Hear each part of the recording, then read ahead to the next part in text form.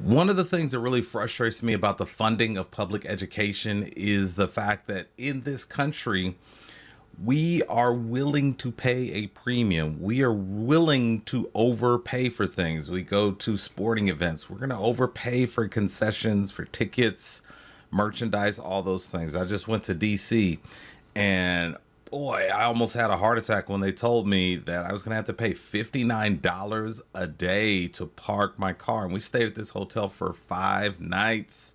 Ouch. But as a society, we're willing to pay that premium. It's fine. We're willing to pay that. But when it comes to funding education and getting and providing the best education to our youth, then it's a nickel and dime situation. It's we can't seem to find the money. We're kind of stuck. We're gonna have to freeze your pay, and it's not right. It's not right. And I hope it doesn't happen, but it just seems that it's inevitable. That kind of approach to funding education is going to catch up to us as a country. And I hope we'd never get to that point. I hope things turn around and we do a better job of funding education and paying our teachers. And to that end, we've got to amplify stories like this one. Check this out. With this single mom working teaching on a $37,000 salary with 3 kids. In a recent CBS News poll, 2 out of 3 Americans told us they're stressed about their own finances. 3 out of 4 said their incomes are not keeping up with inflation. That's a lot of people struggling to make ends meet. And starting tonight in our series, The Cost of Living, you'll hear some of their stories in their own words. First, a single mother of 3, ages 1, 4, and 8, trying to make ends meet on a teacher's salary of $37,000. Sweet, we're ready to rock. My name is Michelle Boisjoli. I am 37 years old.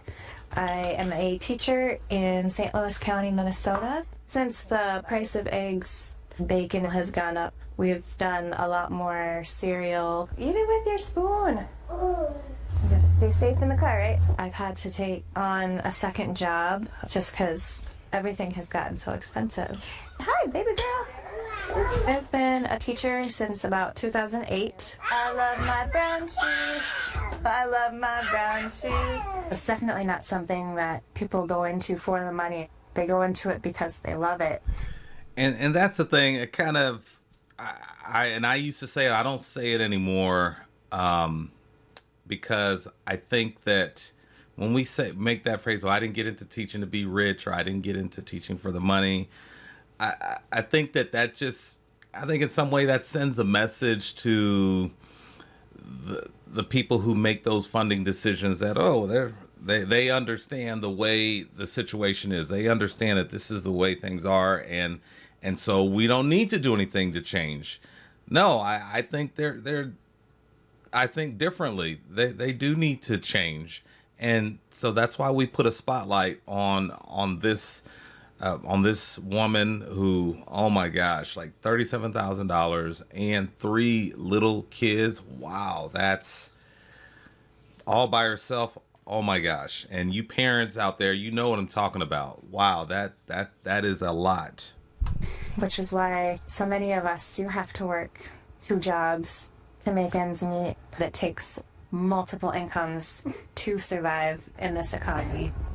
I just left work and now I am gonna go door dashing for a couple hours. It looks like our first delivery. We have to go to Burger King. Thank you. And with these gigs, and these are definitely opportunities, there's a ton of gigs out there, DoorDash, Roadie, Amazon, Walmart. There's a number of those gigs out there, and they weren't available when I was teaching. I've done a little bit of it within the last year, but I stopped because it just didn't seem to be worth it. Because you're going to hear the numbers break down on this delivery that she's doing for DoorDash. So this first one is $4.50 guaranteed, and then sometimes we get tips. So the moral of the story here is please add a tip. I know you're all good people out there, but this is just a reminder. This is why, the people who are delivering your food, if they do a good job, they get it there hot and fresh. Please add on a tip, because it's not the guarantee. It's not a lot. It's not a lot. Grew up thinking about the stereotypical American dream where you own a house and you have a yard to play in, and I think that dream is dying. I try to make every dollar count. A lot of the time I'll just wait to feed myself until the end and then just eat whatever leftovers the kids haven't touched. Oh man, oh my gosh, doesn't that break your heart? I wish there was. I looked, I tried to find it, but there's no GoFundMe or anything like that for this woman. I mean, that breaks my heart to hear that, and I do hope those kids appreciate their mother and what she's doing for them. Put your cute little bib on. A lot of the people making the decisions for us. Okay, I want to cut it off there, because we're gonna veering into politics there for that last 30 seconds or so, and we don't need to get into that. We don't need to get into that, because this current situation that we're in terms of funding, it's been the same during Republican and Democrat administrations. So we're not going to go there. But I did feel that it was important to just put a spotlight on this story, on this woman here working hard. A teacher, $37,000. That's tough to get by on that. And so I think the more and more we put a spotlight on this, the sooner perhaps things are going to change.